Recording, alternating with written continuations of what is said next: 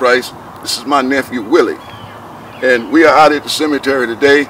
We are seeing our relatives. Over here we have our Uncle Charles F. Bell. Right here, this is his wife, Katie Mae Bell, who was a lady that helped us out when we was young. This is my oldest sister, Martha. This is Willie's mother. And this is his brother, Howard Cadenhead. And he passed away back in 2014. Well, you know, Howard was a great guy, man, and you know, we all miss him, you know, and your mother, man, she was a great lady, man.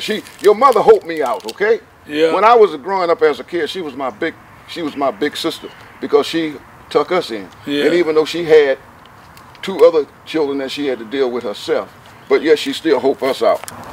But this is the captain of them all. This is my grandmother, Mattie Everett. This is my grandmother's property there. This is 40 acres. You know, a lot of you people out there say after slavery was over that the people were supposed to give you 40 acres and a mule. Well, the thing about that is that here on my grandmother's land, when she was born and everything right after slavery, they gave her brothers 50 acres and they gave her sisters 40 acres. Now, I don't know anything about no mule, but I do know that the girls got 40 acres and the boys got 50 acres. Now, this is the 40 acres. She had this farm in for about 100 years, and now she's gone on the rest, and it's a nice farm. I remember when I used to come out and collect the rent money. They used to pay, she used to get, this 40 acres here, this 40 acres of land, and she used to get paid for 40 acres of land, $250 a year. And she would get it in quarters, like every 3 months. She would go and get $50 or $75 or something like that. And I would be the one come and get it and everything. And then this land, they had it was all pine trees. But now look at it. Look at the land now. It's just an open field. They sold the land and everything. But I remember when I was a little boy, I used to come out and collect the land. I wasn't no more than about 10 or 12 years old, but I would come out and get somebody to bring me out to get the money and to get food with. I come up poor. I ain't come up with no lot of money now. I stayed out here around about 2 months.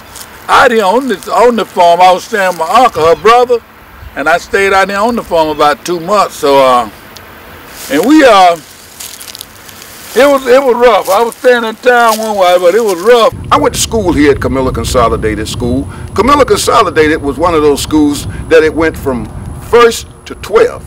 And I graduated out here in 1965. And it was a great school, and I had fun here. And I just want to say that coming back to see it, it makes me really feel good. This is where it all began, at Camilla Consolidated High School. The old Rockdale School right here. And Bubba Pankin graduated in 1942. And they made it after they changed it to Brown Chapel Church, Union Baptist Church in Camilla, Georgia. My granddaddy helped start that church back in the day. You read that? Sam Pankin did. He owned the cornerstone, Walker Street. Church of God in Christ. It's the Church of God in Christ on Walker Street. This is where I said my first Easter speech. And you know what my Easter speech was? Easter rabbit go hop, hop, hop. Easter rabbit go bop, bop, bop. Christ is rose on Easter day. Now, little rabbit, you may go your way.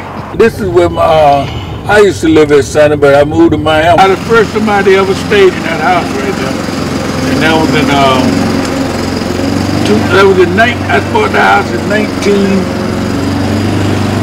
1984, I think. Yeah, 1884. You know, Nick Drake's father and his wife, Miss China, they stay right here. Who used to live in this house, Willie? Big Fred, right here. Big Fred. Blanche and them used to live here, right? Yeah, Blanche and Wiley used to live right there. Halloween and Christmas, this would be the most beautiful house you want to see. And you can look at it now and tell how it looks as we drive by here. And Miss Beatrice, this was a nursing home back in the 30s and the 40s. There wasn't no nursing home. I mean, you know where they deliver babies. What you call it? Midwife. A midwife used to deliver babies right there. That was a little Sonny was born right there. I was born right there. You probably was born. No, And who was the lady that used to run this place? Beatrice Williams. Borders. This is Miss Willie Mae.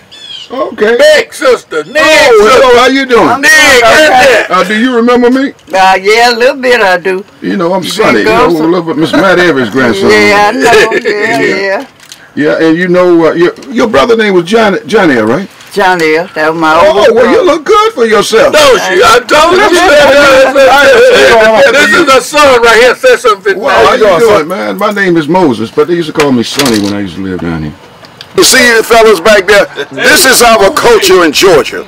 We are very friendly people. I'm Gregor. Pleasure's all mine. All right, there. Nice to meet you. All time, my brother. Okay. Look, thank you.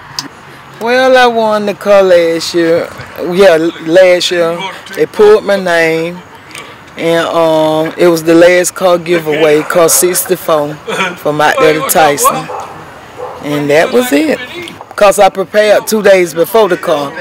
And my husband asked me, said, why are you staying home? I said, well, I'm staying home today. I'm doing my hair, so when they take my picture, I said, he like, take a picture for what? I said, because I'm going to win the car. He like, baby, a lot of y'all think y'all going to win the car. I said, God told me that was my car. I came back home because my brother was sick. My parents were getting older. I was retired, so I said, I'm going home and help take care of my brother. What have you learned here today? Well, I learned a lot here today. I've seen some amazing animals, some that I had never been close to, but I think they are remarkable. And what do you think of an exhibit like this? Well, I think it's very beautiful. Everyone should come out and see it and enjoy it like I did. And this is Tyson Steel Building Products. He got all types of animals and whatnot stored back there in the museum back. But we didn't get a chance to go because it was closed, and we didn't know that it was closed on Saturdays and Sundays. Being out here in this cotton field bring back the days of old, man. I'm glad I was too young to actually be out here in this stuff, really picking it. I just got a chance to play in it a little bit. But our forefathers, they made their living off of this stuff. That's where they used to put bread on the table, coming out here and picking this cotton. I think it was $3 a hundred. Seems like I can remember from my childhood years. If you pick 100 pounds, you get $3 back in the day. I had an Aunt Mary, my grandmother, and I want to say a couple of the ladies that live across the street from us. This is where I learned how to swim at, right here, in this lake right here. It's about 200 feet long and about 150 feet across. And I would have swum all the way across it and all the way up and down it. And that's where I learned how to swim. Everybody know that I was one of the best swimmers in town. And this 4-lane drive was, boy, it was like, wow, it was great for us because we didn't have no swimming pool. So wherever we would find somewhere to swim like that, we go swimming. Sam, you swam over there too, right? Tell us about Yes, I did. We got chased often by the cops. If they come out there, we had to get out and run, grab our clothes and run till they stopped chasing us because they wanted to pick us up and take us for truancy or something. Some must be running down the street naked, like with your just undershorts on. You just run across the road. It was a 4-lane drive over there. They used to call it the 4-lane drive, but it had 2 lanes on this side and 2 lanes on that side. And when we see the police, we'll take off and go to running.